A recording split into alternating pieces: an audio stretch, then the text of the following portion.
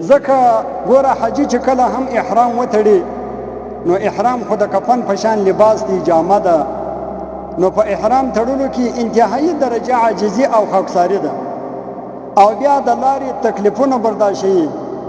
بیا چې کله هم حاجي صاحب هلته ورسېږي نو د عاشقانو په شان پر بیت الله شریف باندې شاوخوا راګرځي، طواف کوي، بیا په ډېره عاجزي سره حجر اسود مچه کوي، بیا الله جل جلاله ته پر سجده باندې پرېوځي، یعنی د طواف څخه وروسته 2 رکعاته لمونځ کوي، بیا صفا و مروه کوي، بیا مزدلفه ده، عرفات، مینا ده، دغه احکام ترسره کوي.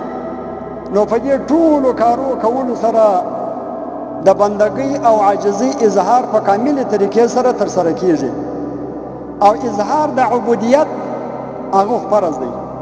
نو حج هم پر صاحب استطاعت والا باندې فرض دی، او دغه رنګه پر انسان باندې خو د نعمتو او پیسو، د مالو، د جایدادو د دا شکریا هم عقلان هم شرعن هم عرفن دا چې د فرض ده، چې د نعمت شکریا دا ده چې نعمت د الله جل جلاله په اطاعت کې او د الله جل جلاله په فرمانبردارۍ کې خرج کړی شي.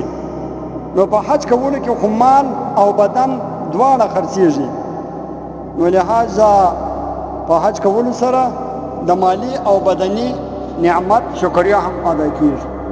که د بدن شکریا ده او که د مال شکریا ده، دواړه چې دي هغه په حج کولو سره ادا کیږي.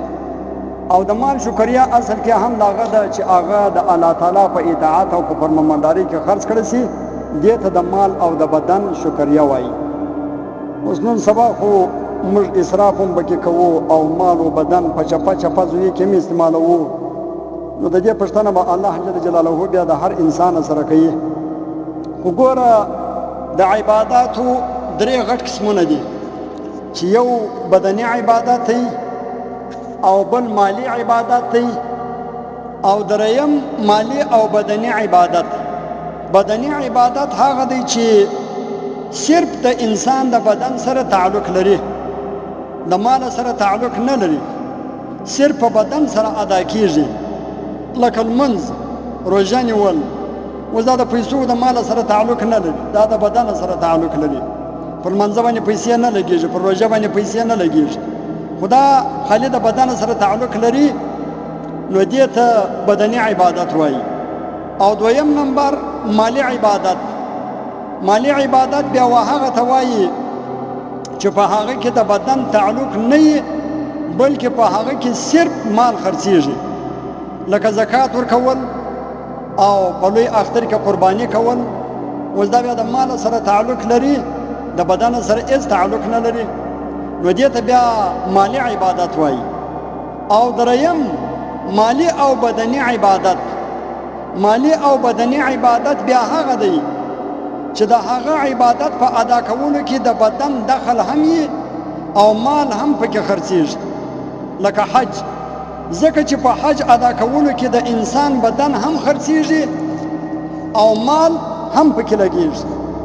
لکه نن سبا چې فرض که یو حج کول په 10-12 لکه روپۍ دي، او بدن ستړیا، خو بیا حاجانو ته معلومه ده چې بیا بدن دورې په حج کې څومره ستړی کېږي. نو لهذا حج د بدني او مالی عبادت څخه مرکب دی، او د دا دواړو څخه جوړ دی، مالی او بدني عبادت. نو د دې وجه څخه حج په افضل عباداتو کې شامل دی.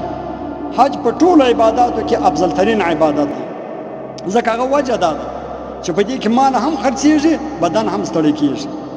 اوس خبره دا ده چې حج پر چا باندې فرض دی.